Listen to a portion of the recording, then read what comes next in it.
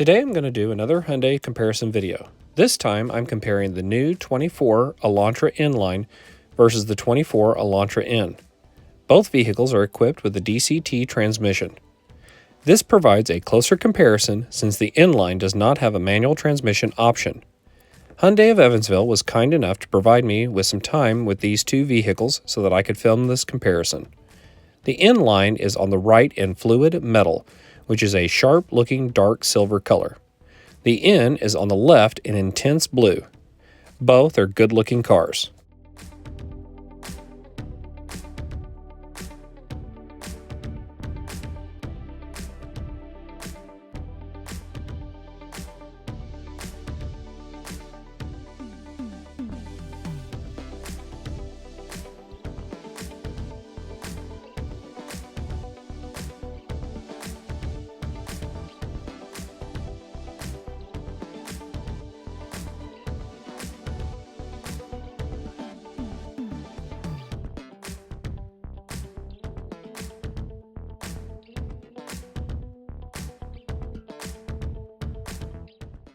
We'll begin with the performance of both cars.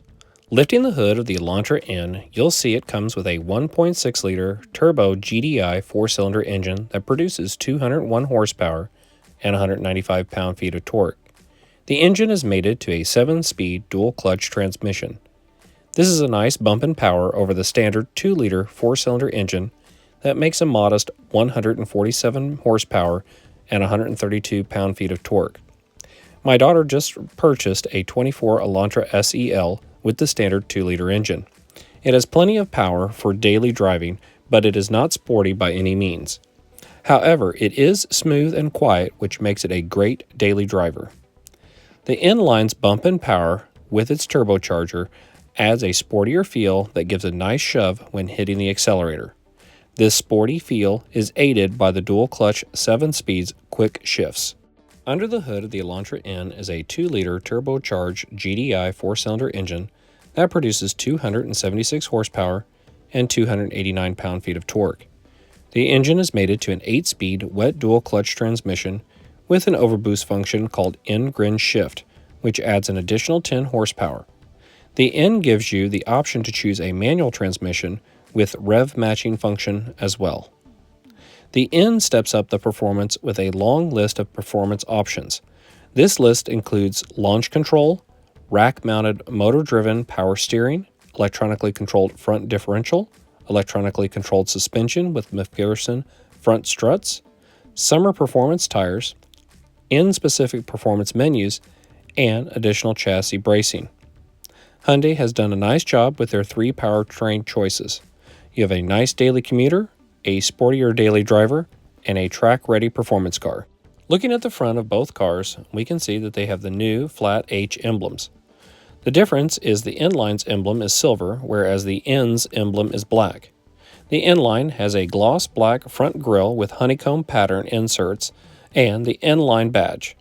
By contrast, the N has a matte black finish grille with vertical and horizontal lines and N badge. I prefer the N-Line's honeycomb pattern. It reminds me of my 22 Elantra N's grille. Both have the same sporty front splitter, but where they differ is the coloring. The N is accented in red and the N-Line is accented in silver. Both vehicles come with full LED headlights.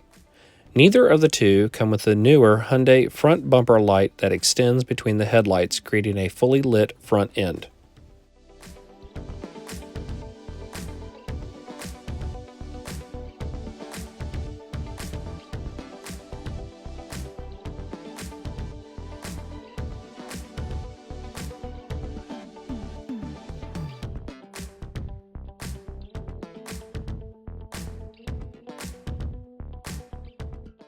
Moving over to the side of the N-Line, you'll notice that it comes with 18-inch black alloy wheels.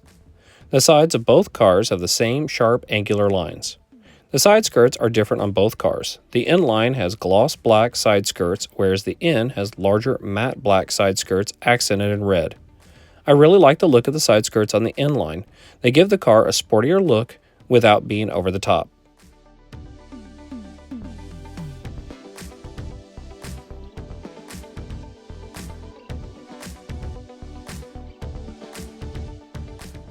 The N-Line's wheels are 18-inch alloys with a matte black finish. The tires are 235/40 Hankook Ventus S1 Performance All-Season tires.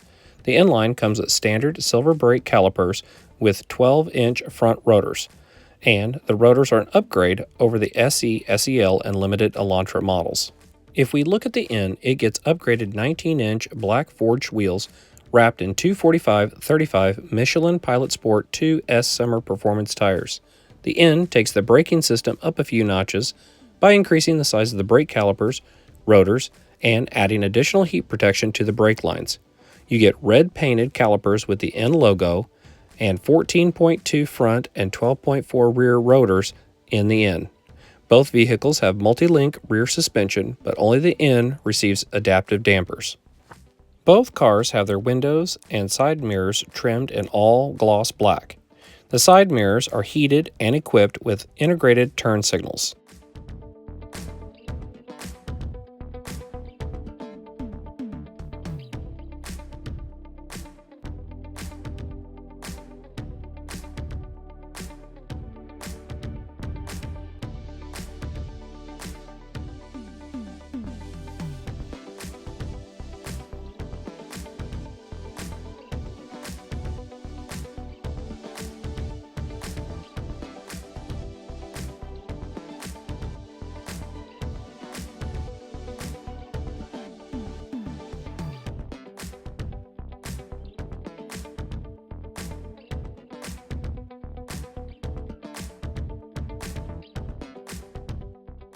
The rear bumper of the N-Line has the same shape as the N, but the spoiler, lower diffuser, and exhaust are different. The spoiler is a small gloss black duckbill style spoiler. The diffuser is gloss black with silver trim and no triangular shape reflector. Finally, the N-Line does not have dual exhaust, but does have a dual pipe muffler located on the passenger side of the car.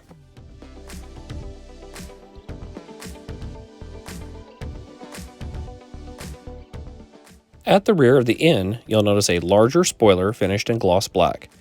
The aggressive lower diffuser is finished in matte black with two large exhaust pipes on each side and a center-mounted triangular reflector. Like the front of the car, the badges are all blacked out, whereas the N-Line's badges are finished in silver. Here are some sound clips of both cars' exhausts in normal, sport, and N mode. Since the N-Line doesn't have an active exhaust like the N, I was surprised to hear a noticeable difference in the exhaust when the car was in sport mode. Listening to this second 24 Elantra N, I can say I feel the 24's exhaust has been toned down. It's not as loud or poppy as my 22 Elantra N's exhaust. I don't know if this is due to emissions or customers getting in trouble with law enforcement in other states due to the loud nature of the factory exhaust. Whatever the case, it is different from previous years.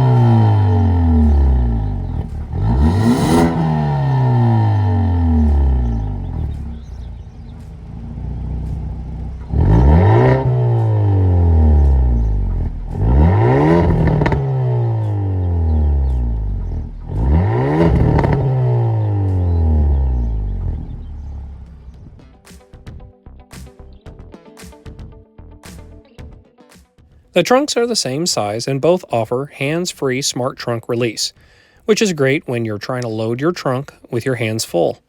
The N-Line offers a 60/40 split folding rear seat. Since the N is a performance vehicle, it's equipped with a rear trunk brace, and the seats fold down as one piece. This hinders loading larger objects into the trunk, but helps with structural rigidity in the rear of the car.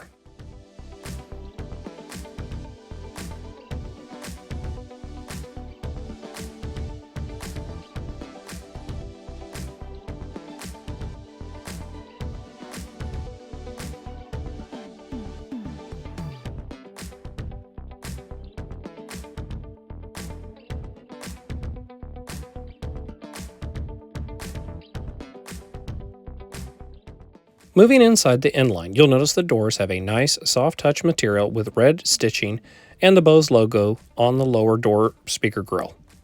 The Bose audio system consists of 8 speakers, 4 front door speakers, 1 center speaker, 2 rear door speakers, and an 8-inch rear deck subwoofer. The seats in the N-Line are unique to the model.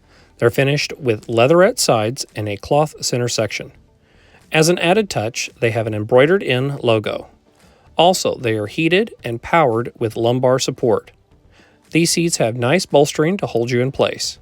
They strike a nice middle ground between the regular seats in the lower Elantra trims and the full N model with its sport bucket seats.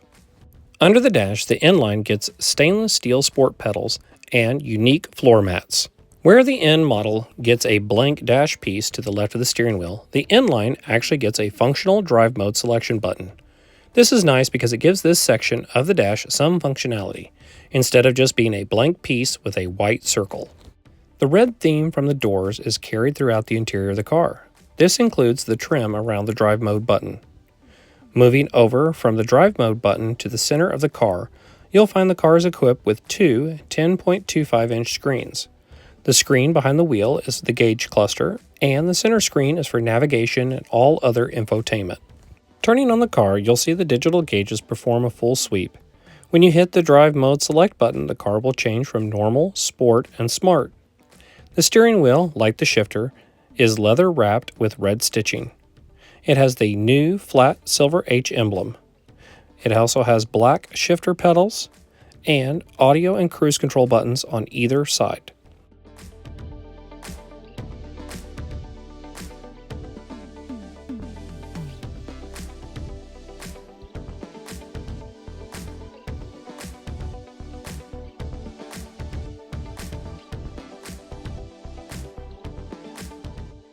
The infotainment has all the normal options as other Hyundai Kia vehicles. I'm happy that Hyundai has decided to stay with physical buttons instead of going to touch-sensitive buttons or putting everything inside the touchscreen.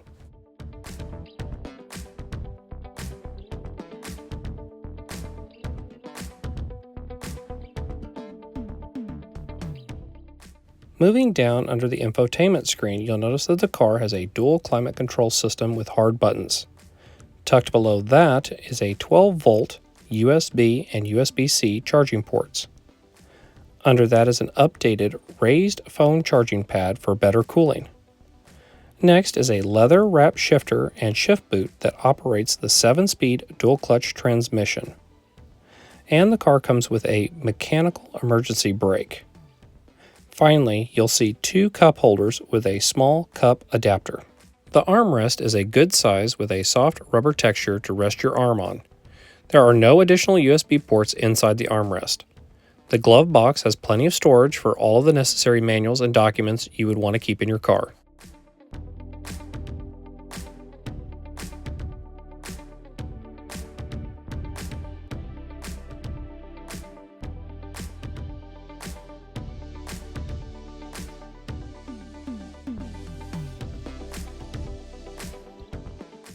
Both cars come with adjustable ambient lighting.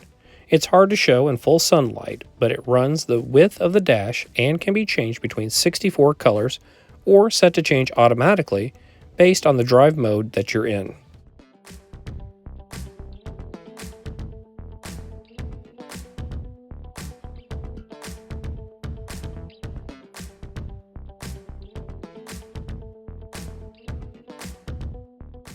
Each drive mode has its own unique set of gauges. You have the option in the infotainment screen to have the gauges change with each drive mode, or if you like a particular gauge, you can set the gauges to always display the same gauge regardless of drive mode.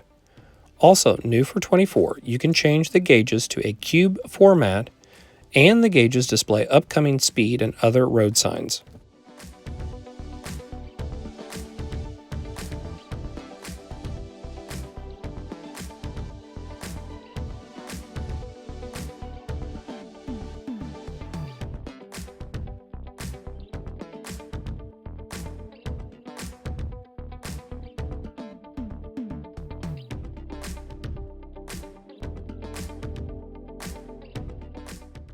The driver's assistant safety feature screen has a nice visual representation of what each safety feature does.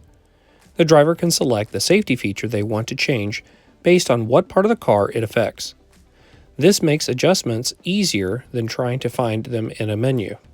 The safety features include forward collision with pedestrian detection, lane keep assist, lane following assist, driver attention warning, blind spot collision warning, rear cross traffic avoidance, safety exit warning, and speed limit assistance. The car also comes equipped with Hyundai's Blue Link, which allows you to control and monitor your car from your cell phone. It also has built-in emergency assistance. In addition to Blue Link, the car comes equipped with its own Wi-Fi hotspot. Looking up, you'll see the sun visors have mirrors with overhead lights. All the lights in the car are still incandescent for 24. Hyundai did not update the interior lighting to LED. If you want to upgrade the lighting, this is a simple and inexpensive fix. The N-Line also comes with a tilt and slide sunroof. The rear view mirror is standard and does not have HomeLink functionality.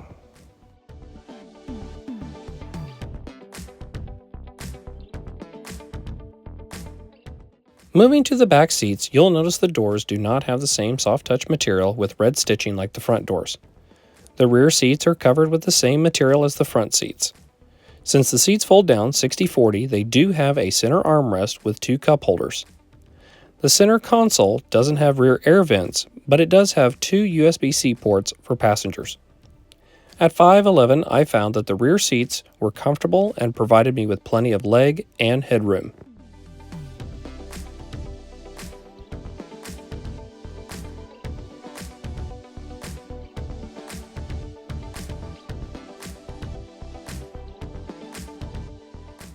Upon entering the Elantra N, you'll notice several differences from the N-Line.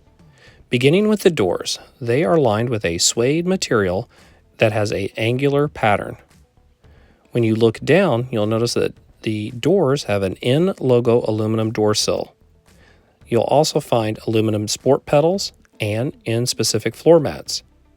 The seats are very different from the N-Line. They are a one-piece, manually adjustable, bucket sport seat covered in a leatherette and suede material with N-lighted logos. The seats are comfortable and do a really good job of holding you in place, especially during spirited driving.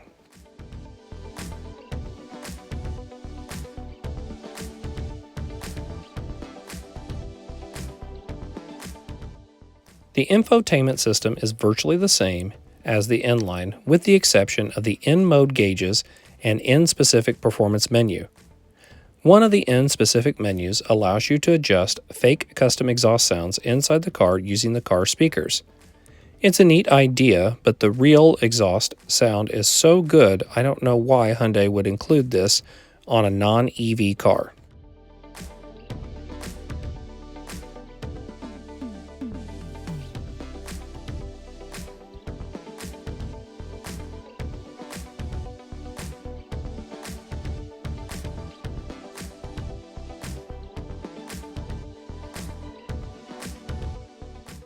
The N-Performance menu allows you to customize a lot of parameters of the car. These parameters include engine response, transmission response, traction control, exhaust sound, front differential, steering, and suspension. Plus, you get additional performance options such as launch control, a shift light, N-Power Shift, N-Track Sense, G-Force Gauge, lap timer, and acceleration timer.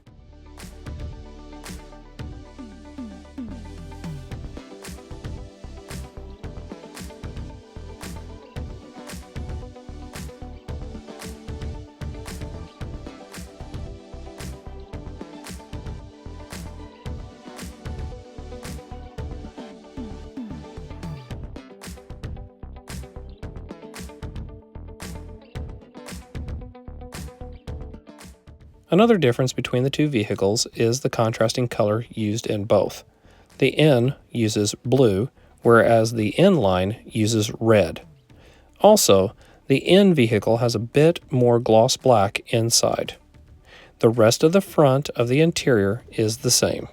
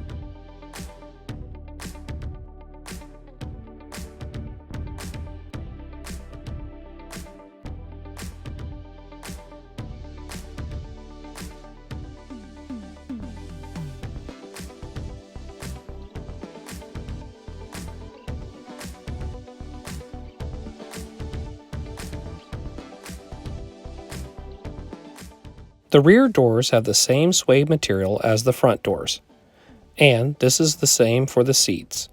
Since the rear seats fold down as one piece, they do not have a center armrest. The center console does have the new USB-C ports for passengers.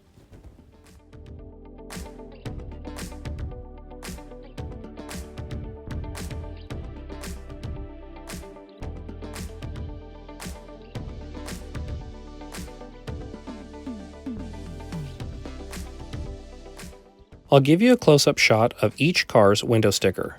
The N-Line I'm reviewing today has a base MSRP of $29,615, including destination.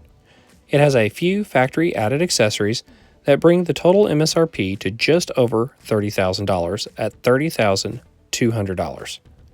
The carpeted floor mats and cargo tray are great, and I would recommend them unless you want rubber mats.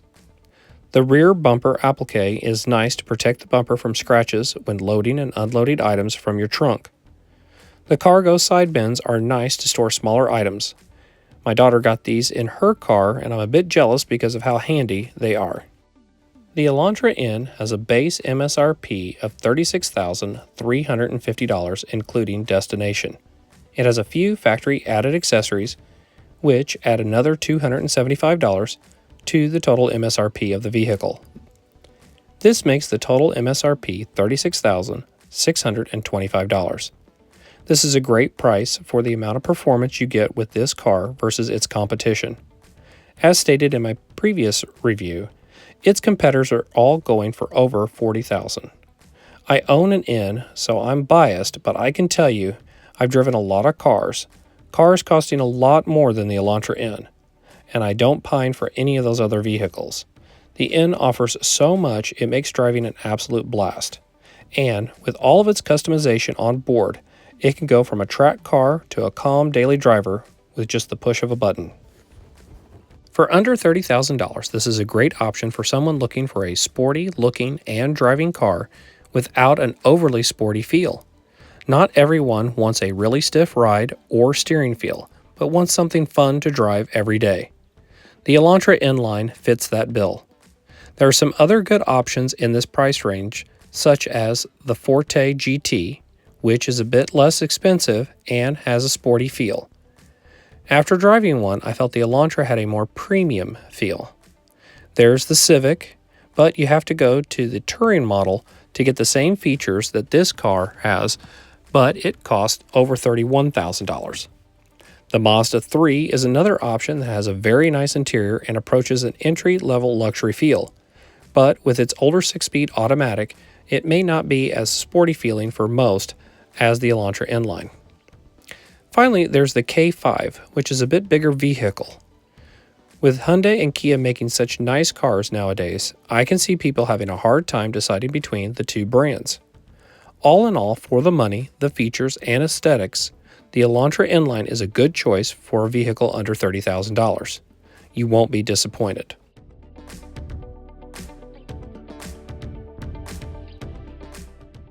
Now for my driving impressions of the Elantra N-Line. First off, I can tell you that the seats are positioned higher than what I'm used to in the N. This is by design because the N's seats are positioned lower to give the sportiest feel possible. I like having the power seat function. It makes adjusting the seat much easier. Also, the lumbar is a very nice feature, especially for longer trips. The brakes are not as aggressive as the N, but still provide plenty of stopping power. The 1.6 liter has a nice punch upon takeoff over the naturally aspirated 2-liter motor, but nowhere near the power of the N. The modes don't change the amount of settings like the N. The difference from normal to sport is a more responsive transmission, heavier steering feel, and sportier exhaust sound outside the car. The nice thing about the steering is that it weights up nicely without being overly heavy. As for the N, if you are looking for the sportiest possible feeling car, I would say that the N would be the way to go. This is the pinnacle of what Hyundai offers, and it gives you so many options to change the vehicle. From the engine response, the transmission response, the adaptive dampers, being able to go to a track and change the way that vehicle adapts to the track is amazing. Hyundai has really outdone themselves on the Elantra N and even the N-Line. These are both great cars, and I can't recommend them enough. You really can't go wrong with either one. It all comes down to how much performance do you want and how much money do you want to spend. For around $30,000 or under, I would go with the N-Line. If you're comfortable with spending a little bit more and going around $35,000, $36,000 and you want that maximum performance, then I would go with the N. I want to give a big thank you to Evansville Hyundai again for allowing me to film these two cars. If you're in the market for a new Hyundai vehicle, please contact Chris Kelly at Evansville Hyundai for your next purchase. I will have the dealership's information and Chris's contact information in the video description. Thank you for watching. Please like, share, and subscribe for more content.